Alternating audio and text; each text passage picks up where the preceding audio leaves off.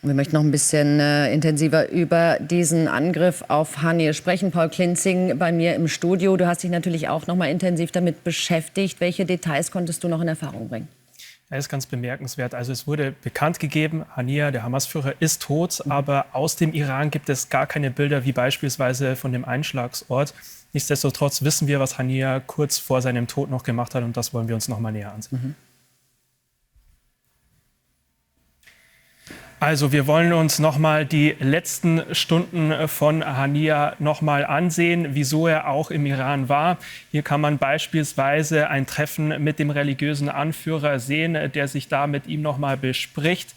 Zu sehen, da auch der neue iranische Präsident, hier auch die Amtseinführung, da wo Haniyeh mit dabei war. Und an seinem Gesichtsausdruck kann man auch sehen, dass er den neuen iranischen Präsidenten dort unterstützt hat. Dieses Video, ganz spannend, ist angeblich das letzte Video von Haniyeh, ein Interview mit einem Medienvertreter.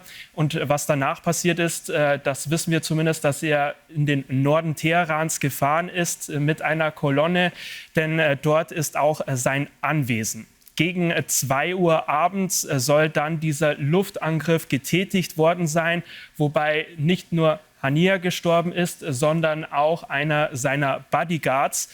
Aber wie ich schon gesagt hatte, von dem Einschlagsort gibt es noch keine Bilder. Und die iranische Nationalgarde hatte hierzu auch noch erwähnt, dass während des Tages da auch noch weitere Ermittlungen stattfinden und dass dann auch noch Bilder gezeigt werden. Deshalb wollen wir auch noch mal ein bisschen näher auf Haniyeh eingehen, wer das eigentlich genau ist. Er wurde 1962 geboren im Gazastreifen und seit den 80ern ist er schon bei den Hamas mit dabei. 2004 kam er dann eine Stufe höher, war bei der kollektiven Hamas-Führung schon mit dabei.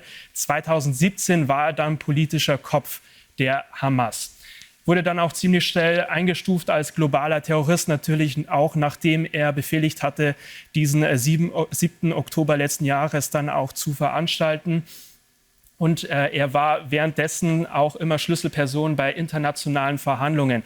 Was heißt das, wenn jetzt beispielsweise Israel Verhandlungen getätigt hat über Geiselbefreiungen, dann war Ismail Haniyeh auch immer mit dabei.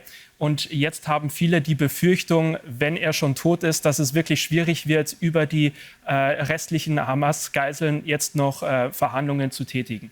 Aber man kann hier auch sehen, so hat Ismail Haniyeh gelebt. Das ist sein Quartier in Katar beispielsweise. Es ist bekannt, dass er mehrere Milliarden Euro hatte und trotzdem in Saus und Braus lebte, obwohl er beispielsweise diesen 7. Oktober auch befehligt hatte. Ja, und wie gesagt, jetzt wird es sehr, sehr spannend, inwieweit es auch weitergeht mit den Hamas-Geiseln, wenn dieser politische Hamas-Führer wirklich tot ist. Mit wem spricht man dann und nimmt man diese Hamas-Geiseln oder gibt man diese dann tatsächlich immer noch frei? Wenn sie denn überhaupt noch am Leben sind. Dankeschön, Paul.